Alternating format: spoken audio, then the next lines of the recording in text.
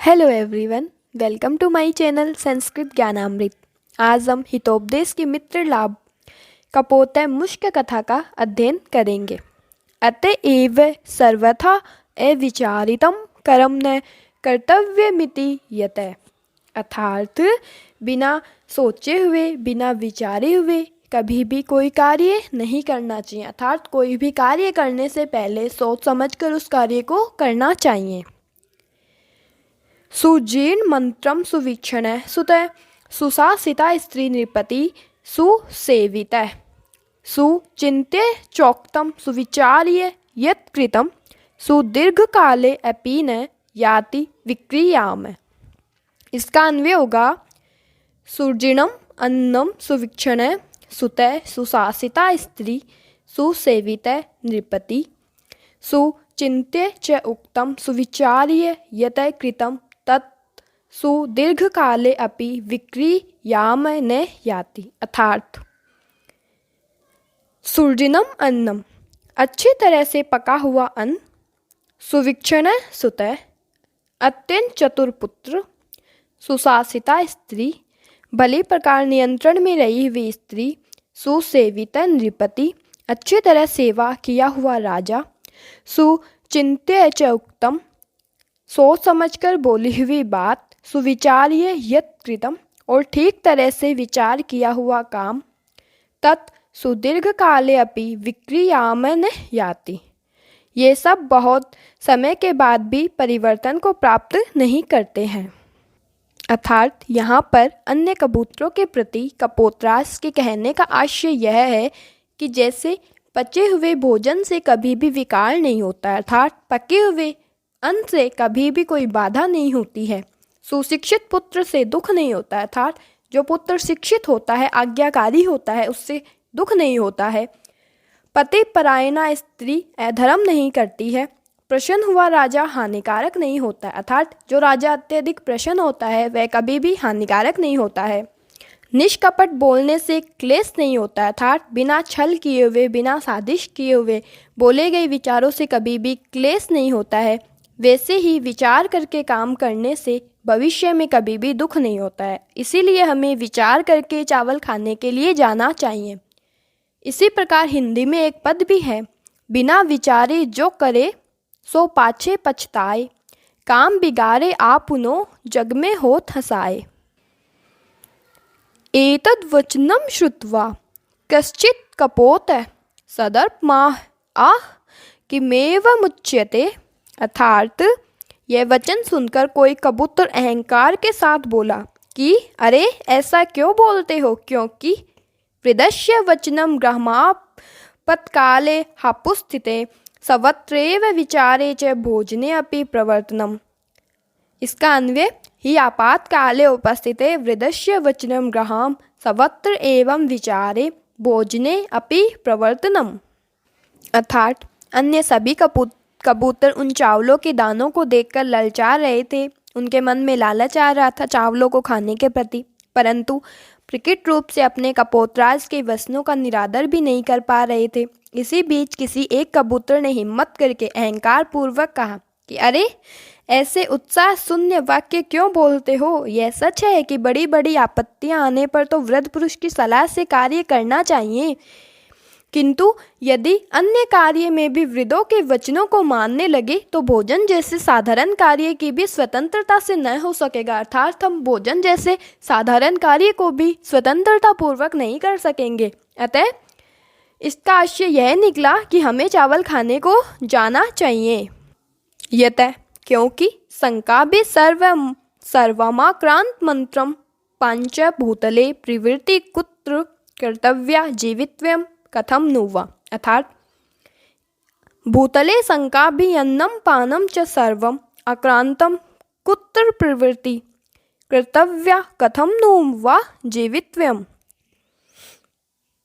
अर्थात क्योंकि इस विश्व में, इस संसार में पग पग पर संशय है और मनुष्य को खतरा या जोखिम तो उठाना ही पड़ता है, रिस्क तो उठानी ही पड़ती है। उदाहरण के लिए जीवित रहने के निमित्त खाना पीना तो पड़ता ही, अर्थात जीवित रहने के कारण खाना पीना तो पड़ता ही है और इसमें संशय बना रहता है। कि कहीं किसी ने इन पदार्थों में विष तो नहीं मिला दिया, कहीं किसी ने इस खाने में जहर तो नहीं मिला दिया।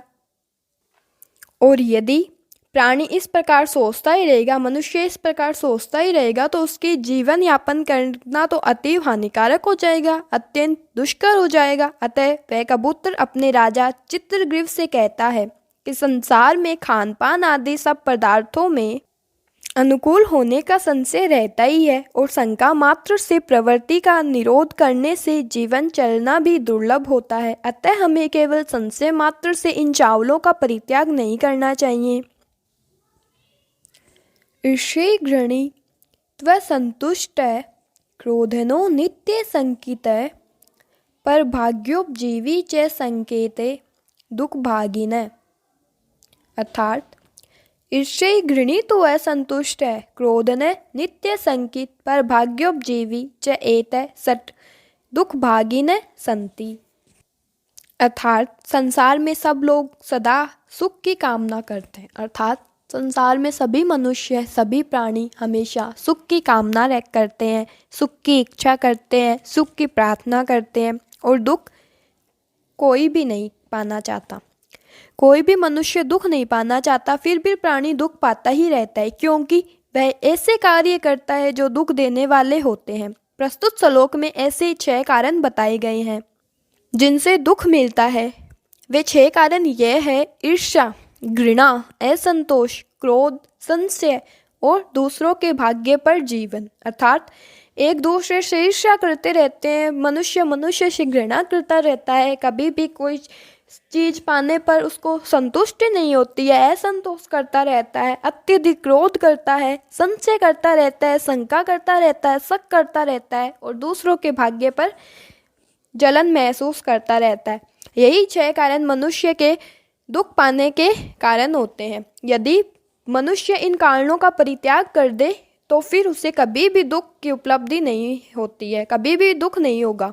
अतः यहाँ पर कबूतर के कहने का आशय यह है कि ईर्ष्यादिक सब दुख के कारण है। अतः ईर्ष्या वाला, घृणा या नफरत करने वाला, तृष्णा वाला, क्रोध वाला, शंका वाला तथा पराधीन जीवन वाला मनुष्य दुख को ही पाता है। इससे हमें निशंक होकर बिना कोई संदेह किए हुए चावल खाने को जाना चाहिए।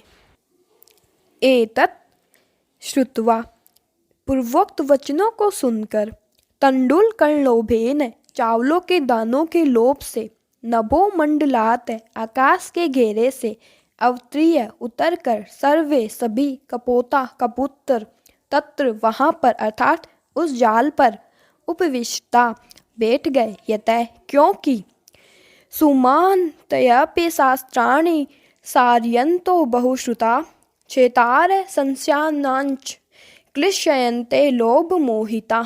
अर्थात कबूतरों की हुई इस दुर्दशा को देखकर कवि की उक्ति है कि जब वेद शास्त्रों को पढ़े हुए और हर तरह के संदेहों को दूर करने वाले पंडित लोग भी लोभ से दुख पाते हैं, तो चावलों के लोभी इन पक्षियों को आपत्ति आने से क्या आश्चर्य, अर्थात ऐसा तो होना ही था। अन्यंच, और दूसरा भी, लोभात क्रोध है, प्रभवति लोभात काम प्रजायते, लोभान मोहश्च नाशश्च लोभ पापस्य कारणम। लोभात क्रोध प्रभवति लोभात काम प्रजायते, लोभात मोह च नाश च लोभ पापस्य कारणम अस्ति। अर्थात संसार के सभी अनर्थों का मूल कारण ही लोभ है। जो प्राणी को मृत्यु के मुख में ढकेल देता है वह लोभ है। किस प्रकार अपना चमत्कार बताता है उसका विवेचन करते हुए कहा जा रहा है कि लोभ से लोभनीय वस्तु का प्रतिरोध करने वाले पर क्रोध होता है, और लोभ से ही स्त्रियों के फंदे में फंस जाने से काम वासना पैदा होती है, और लोभ से ही पापाचरण करने वाले को सत्य असत्य का विचार भी नहीं सूझता। इससे कभी प्राणी हानि भी हो सकती है, इससे कभी प्राण की हानि भी हो सकती है। अतः लोभ भी सब पापों का कारण है। असंभवम हेम मृगस्य जन्म तथापि रामो लुलुबे मृगाय, प्राय समापत्र विपत्ति काले धियो अपि पुषाम मलिना भवन्ति।